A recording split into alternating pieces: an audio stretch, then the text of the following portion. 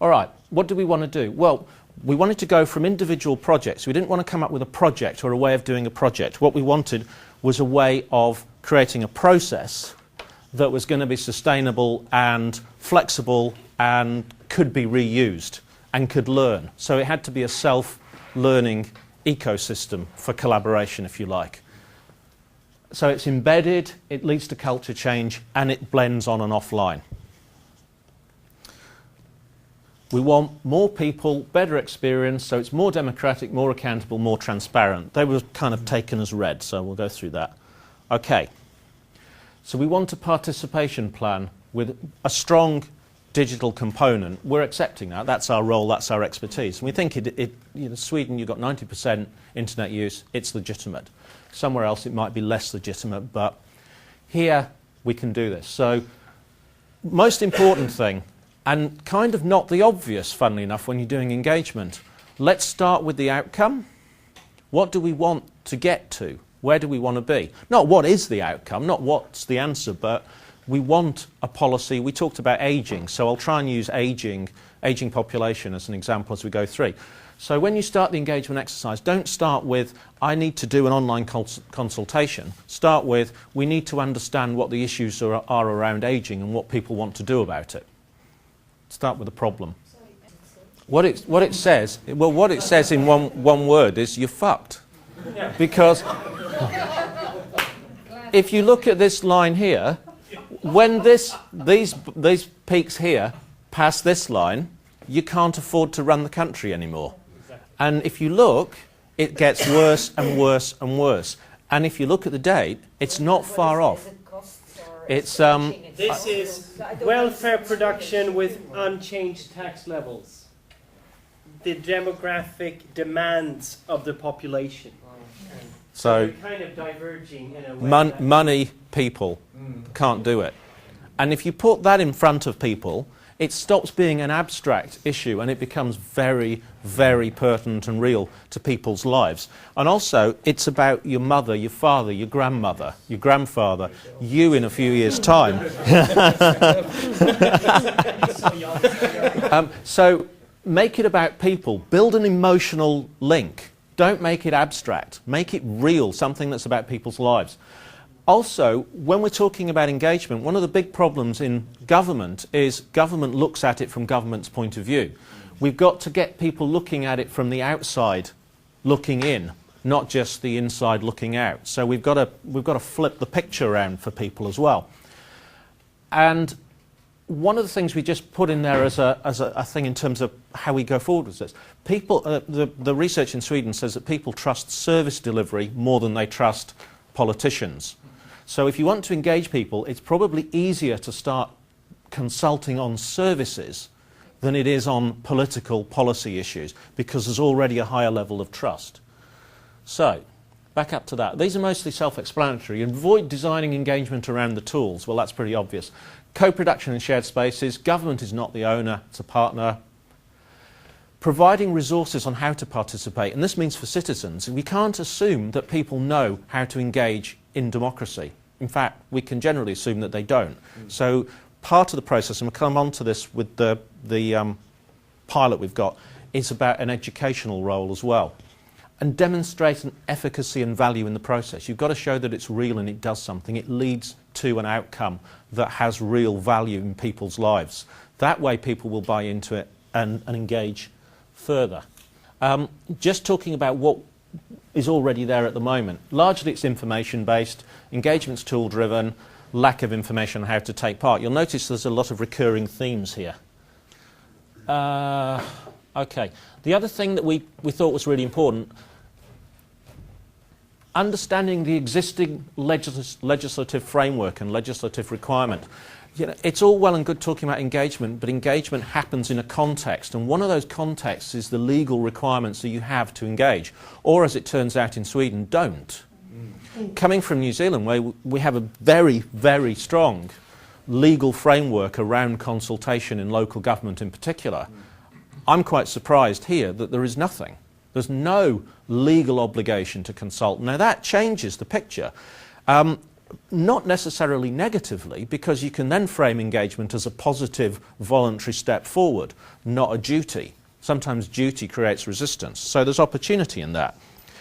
But what it means is you need to position an engagement strategy around good practice and how it improves outcomes. So you've got to sell it on the benefits.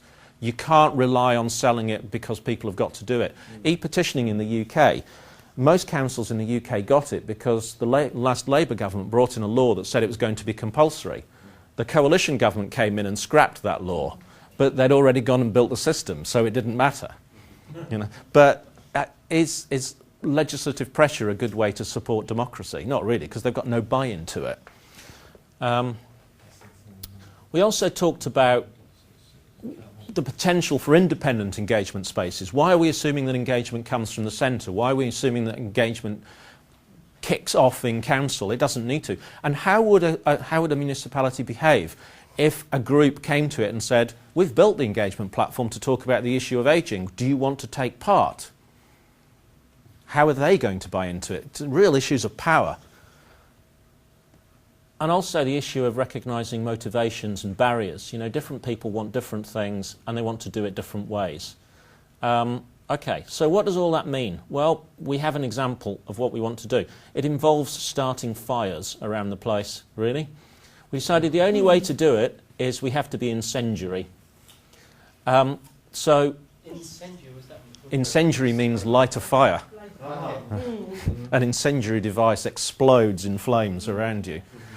So we came up with a theory of piloting around an issue, but not piloting a project, but piloting a process. And how we do that and who's involved in it can get scope. But it's really, probably the ideal one is multiple issues in multiple municipalities with an action research component looking at how that works. So we're actually developing from this a process model and a methodology. But we're really clear this isn't a project. There are projects within what we're trying to do, but what we're focused on is the process and the method. So we want to know what works in different places and why, and what doesn't work in one place, what does somewhere else, and what are the conditions so we can help other people fine-tune it. So how do we do it? Well, we do it through lots of ways. We've got to kick things off. We've got to go out into different places. So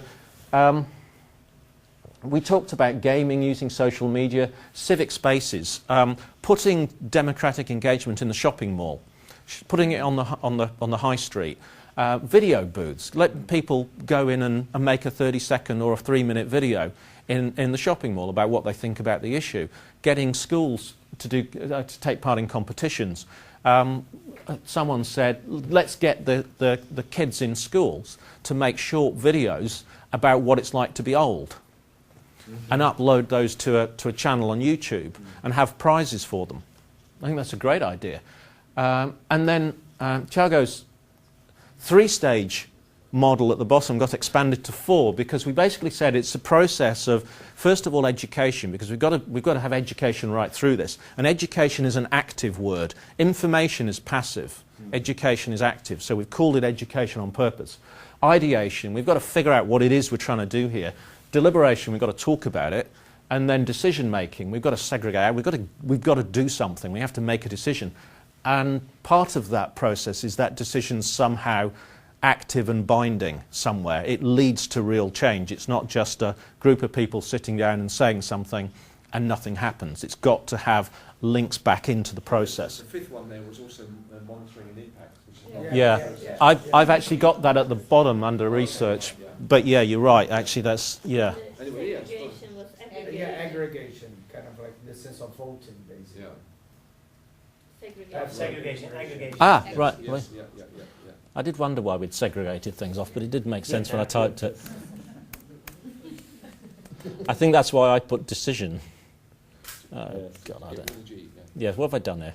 Get rid of the G and the A. You made up a new word. I made up an entirely new word. That's it. Right, brilliant. And the other part of it, part of that education and launching stage is before you do anything. Notice these now are in order in a way, and setting the agenda is not top. Okay, really clear about this. Identify and recruit the project partners.